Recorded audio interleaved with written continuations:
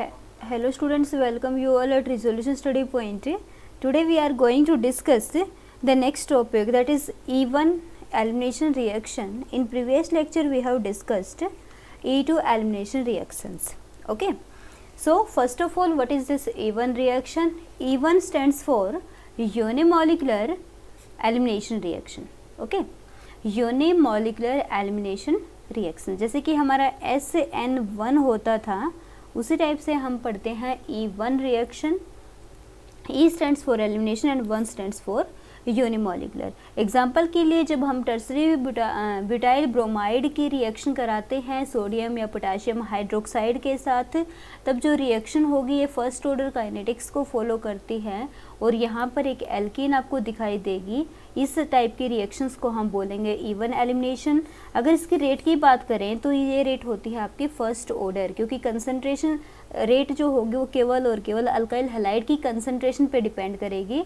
Hydroxide ion की concentration पर rate depend नहीं करती है. ओके, नेक्स्ट एग्जांपल आप इसमें देख सकते हो, जैसे कि SN1 रिएक्शन जो होती है उसमें आपका 2 स्टेप में मैकेनिज्म होता था. फर्स्ट स्टेप में आपकी कार्बोकेटाइन की फॉर्मेशन होती थी और सेकंड स्टेप क्या होता था, जो आपका न्यूक्लियोफाइल था उसका अटैक होता था और कंपाउंड यहाँ पर मिल जाता था. तो सिमिलर वे में यहाँ पर भी फर्स्ट वाले स्टेप के अंदर कार्बोकेटाइन की फॉर्मेशन होगी. जो आपका ब्रोमाइड है ये लिविंग ग्रुप यहाँ से रिमूव होगा और यहाँ पर फॉर्मेशन होगी आपके कार्बोकेटाइन की. सेकेंड वाले स्टेप में कार्बोकेटाइन जो बना है उसमें से बेस की रिएक्शन करेंगे. देखो, एलिमिनेशन करानी है तो आपको स्ट्रॉन्ग बेस लेना होगा, ना कि स्ट्रॉन्ग न्यूक्लियोफाइल. अब जो बेस क्या करेगा, बेस प्रोटॉन को रिमूव कर लेगा, जो आपका ये बॉन्ड था इसको शिफ्ट कर देगा, डबल बॉन्ड बना देगा और यहाँ से आपको मिल जाएगा एल्कीन. तो बेसिकली E1 रिएक्शन भी 2 स्टेप मैकेनिज्म को फॉलो करती है. फर्स्ट स्टेप आपका स्लो स्टेप है, इसलिए RDS होगा, रेट डिटरमाइनिंग स्टेप होगा. रिएक्शन की जो रेट होगी वो केवल और केवल अल्काइल हैलाइड की कंसंट्रेशन पर डिपेंड करेगी, ना कि आपके न्यूक्लियोफाइल की कंसंट्रेशन पर. ओके, ये बिल्कुल आप मैकेनिज्म देख सकते हो. यहाँ पर कार्बोकेटाइन बना जो कि एक प्लेनर कंपाउंड था, यहाँ से डबल बॉन्ड आएगा, पॉजिटिव चार्ज खत्म होगा. ये इसका साइड शो हम देख सकते हैं. ठीक है, अब बात करते हैं रेशियो सिलेक्टिविटी की. किसकी बात करते हैं? रेशियो सिलेक्टिविटी की. मीन्स कौन सा प्रोडक्ट मेजर बनेगा और कौन सा माइनर बनेगा. अगर ऐसी कंडीशन है जहाँ पर एक ही बीटा हाइड्रोजन है, एक टाइप के बीटा हाइड्रोजन है, तो वहाँ से तो कोई कंडीशन होती नहीं है रेशियो सिलेक्टिविटी की. लेकिन अगर मोर देन 1 टाइप के हाइड्रोजन्स प्रेजेंट हैं, बीटा हाइड्रोजन्स, तब रेशियो सिलेक्टिविटी अराइज होती है. तो यहाँ पर हम देखते हैं कि जो मेजर प्रोडक्ट होगा वो अकॉर्डिंग टू सेडजेफ रूल होगा. किस रूल के अकॉर्डिंग होगा? According to Saytzeff rule. Major product will be formed. This compound, this is more substituted alkene and this is less substituted alkene. तो E1 में भी आपको सेडजेफ वाला ही मेजर मिलेगा, लेकिन ये एक्सेप्शन यहाँ पर भी आप देखोगे. प्रोफाइल, एनर्जी प्रोफाइल डायग्राम जब आप चेक करोगे तो फर्स्ट वाली ट्रांजिशन स्टेट आपकी कार्बोकेटाइन की फॉर्मेशन की होगी. सेकेंड वाली स्टेज में आपका जो भी कार्बोकेटाइन बना था, जैसे कार्बोकेटाइन है, इसके ऊपर आपके बेस का अटैक होगा और ये बेस क्या करेगा, आपके कंपाउंड में कन्वर्ट हो जाएगा. This is your energy profile diagram for E1 reaction. Okay, अब हमने बात की थी कि मेजर माइनर की, तो यहाँ पर भी आप देखोगे कि जो मोर सब्स्टिट्यूटेड एल्कीन होगी वो मोर स्टेबल होती है, इसलिए मेजर प्रोडक्ट बनाती है, क्योंकि मोर सब्स्टिट्यूटेड एल्कीन की जो ट्रांजिशन स्टेट बनती है वो भी क्या होती है, मोर स्टेबल. अब हम बात करते हैं कि जो आपके अल्काइल हैलाइड्स है उनकी रिएक्टिविटी का ऑर्डर क्या होता है. तो E1 के लिए रिएक्टिविटी टर्सरी बेंजाइल हैलाइड्स की सबसे ज़्यादा होगी, उसके बाद टर्सरी अलाइल हैलाइड्स आएगा, after that secondary benzyl halides, after that secondary allyl halides and after that tertiary alkyl halides. उसके बाद यहाँ पर हम डिस्कस करेंगे primary benzyl halide which is near about primary allyl halides, after that secondary alkyl halides and primary alkyl halides and least reactive कौन होगा, आपका vinyl halide. अब बात करते हैं रीअरेंजमेंट की. कई बार आपको E1 रिएक्शन में रीअरेंजमेंट देखने को मिलता है. देखिए कैसे, जैसे आपने ये कंपाउंड लिया 3 ब्रोमो 2 मिथाइल 2 फिनाइल ब्यूटेन. इस कंपाउंड में आपने फर्स्टली ब्रोमाइड को लीव करा दिया, कार्बोकेटाइन इस वाली कार्बन पे बना दिया जो कि ये वाला है. अब यहाँ पर ये कार्बोकेटाइन बना, ये था आपका सेकेंडरी, लेकिन यहाँ पर आपने क्या करवाया कि 1-2 पोजिशन से मिथाइल को शिफ्ट कर दिया. अच्छा चलो एक बात बताती हूँ यहाँ पर पहले, चलो ये रिएक्शन यहाँ पर ना हुई होती तो आपको पता है कि यहाँ पर क्या होता, यहाँ पर आपका कंपाउंड जो बनता वो क्या होता भाई कि जो H पॉजिटिव यहाँ से निकाल दो, डबल बॉन्ड लगा दो, ये प्रोडक्ट आपको मिलना चाहिए था, और ये प्रोडक्ट होता है कैसा आपका माइनर। लेकिन यहाँ पर आपको पता है कि ये सेकेंडरी कार्बोकेटाइन है, आप 1,2 मिथाइल शिफ्ट कराओगे तो जो कार्बोकेटाइन बनेगा वो टर्सरी होगा, जो कि मोर स्टेबल होता है। तो इसलिए आपको ये कंपाउंड मिलना चाहिए था, बट मिला नहीं है। मिलेगा क्या मेजर, ये वाला, जो कि एक रीअरेंज्ड प्रोडक्ट है, क्योंकि ये किससे बना है, टर्सरी कार्बोकेटाइन से, जो कि मोर स्टेबल होता है। ओके, ऐसे आप देखिए यहाँ पर कार्बोकेटाइन बनाओगे, सेकेंडरी बनेगा 1,2 हाइड्राइड, यहाँ से अगर प्रोटॉन को शिफ्ट करा दोगे तो ये आपका अलाइल कार्बोकेटाइन बनेगा, जो कि मोर स्टेबल होता है। इसलिए आपको ये वाले कार्बोकेटाइन से प्रोडक्ट नहीं मिलेगा, बल्कि इस वाले से प्रोडक्ट मिलेगा। तो आप लोग यहाँ पर ध्यान रखोगे कि E1 रिएक्शन में रीअरेंजमेंट भी होती है। रीअरेंजमेंट होने का मतलब है कि जो कार्बोकेटाइन इंटरमीडिएट बना है उसको मोर स्टेबल बना दो, ठीक है। फिर जो E1 रिएक्शंस होती हैं ये भी जनरली सिन और एंटी दोनों एलिमिनेशन को शो करती हैं। तो यहाँ पर आप देखोगे कि E1 एलिमिनेशन में आपका मेजर प्रोडक्ट, हाँ ये भी बात है कि सेडजेफ रूल का हमने देख लिया था कि सेडजेफ रूल कब मेजर देता है कब माइनर देता है। बिल्कुल E1 रिएक्शन में भी कुछ एक्सेप्शन आपको दिखाई देंगे, और होफमैन प्रोडक्ट भी यहाँ पर आपको देखने को मिलेंगे।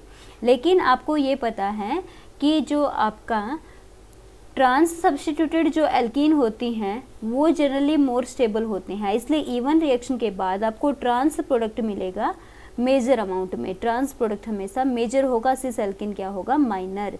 तो आप देखोगे कि ये 6 एक्टिवेटेड कॉम्प्लेक्स सिस एल्कीन देगा, ट्रांस एक्टिवेटेड कॉम्प्लेक्स क्या देगा, ट्रांस एल्कीन देगा। एग्जाम्पल के लिए देखिए इस कंपाउंड में, यहाँ पर आपको ऑब्वियसली आपको पता है कि ये कंपाउंड आपका मेजर बनेगा और ये आपका माइनर बनेगा। क्यों बनेगा माइनर, यहाँ पर तो आप बता सकते थे कि प्रोटॉन को रिमूव करते डबल बॉन्ड आता, ये कंपाउंड मिल जाता। लेकिन यहाँ पर कार्बोकेटाइन को आप क्या कराओगे, रीअरेंजमेंट के बाद ये वाला डबल बॉन्ड क्या हो गया आपका मेजर प्रोडक्ट। ओके, क्यों भाई, क्योंकि आपको फैक्टर तो पता है ना, ये बीटा पोजीशन पे क्या है, स्टेरिक हिंड्रेंस, और बीटा पोजीशन पे स्टेरिक हिंड्रेंस आते ही होफमैन प्रोडक्ट आपका क्या हो जाता है, मेजर। इसलिए ये आपको मेजर मिलेगा, ये आपको मिलेगा माइनर।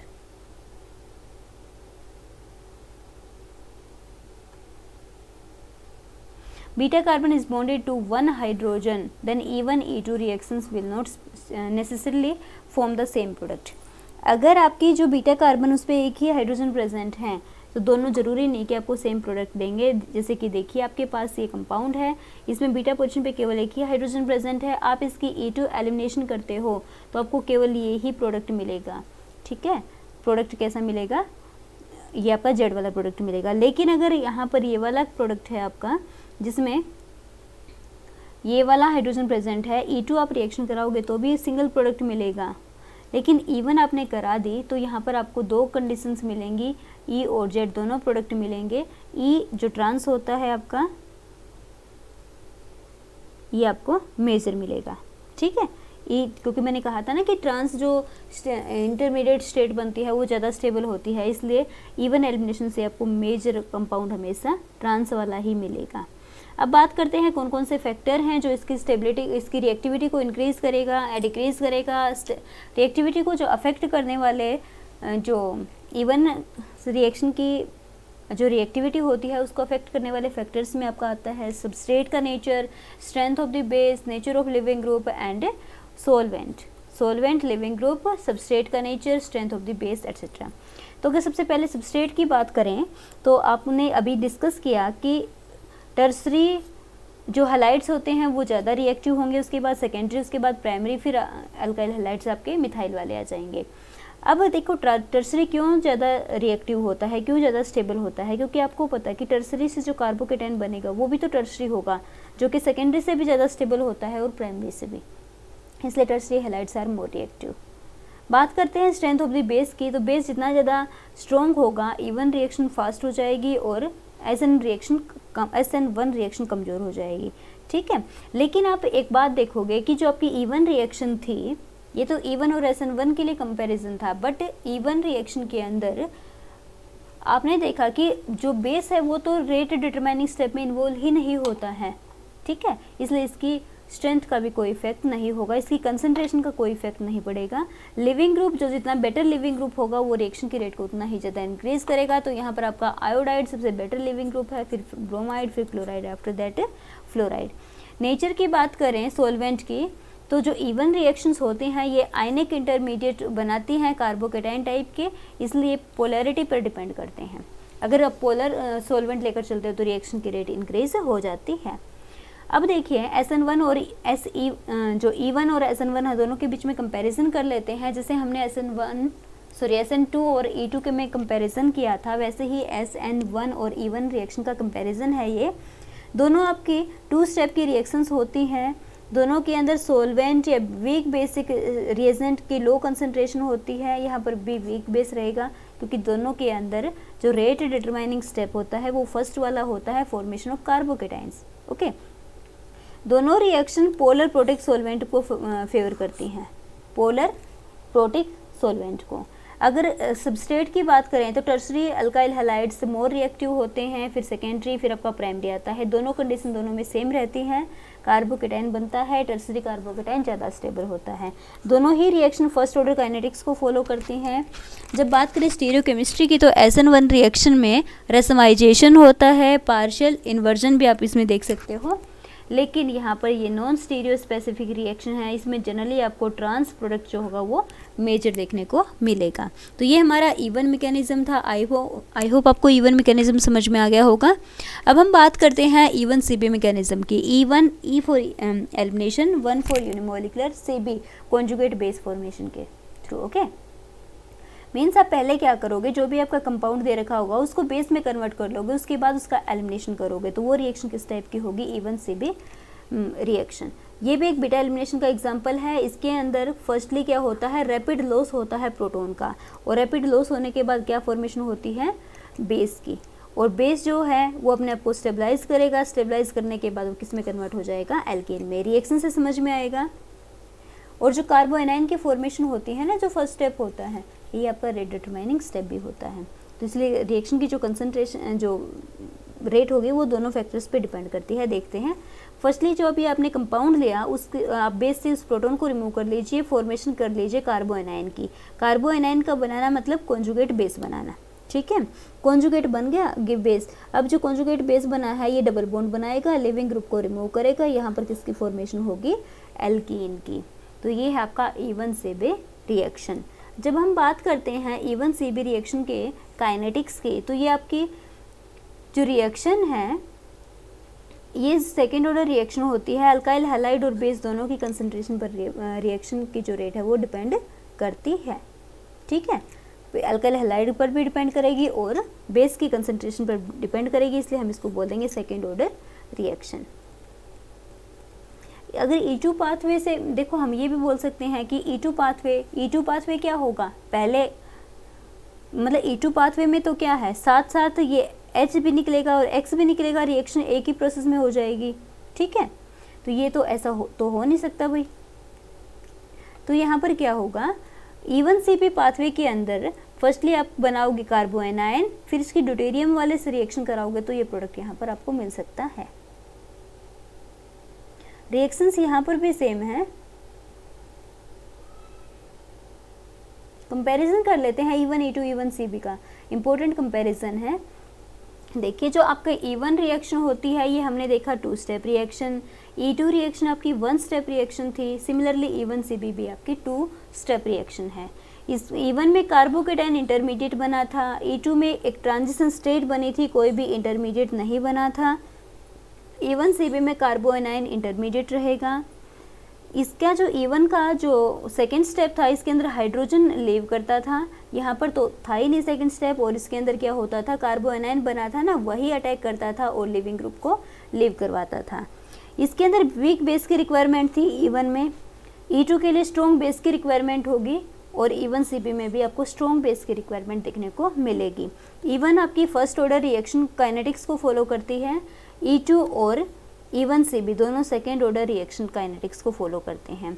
E1 में मेजर प्रोडक्ट आपका सेडजप रूल के अकॉर्डिंग बनता है, E2 में आपको सेडजप और होफमैन भी देखने को मिल जाता है, और जो आपका E1 CB मैकेनिज्म होगा उसमें जनरली होफमैन प्रोडक्ट आपको देखने को मिलेगा।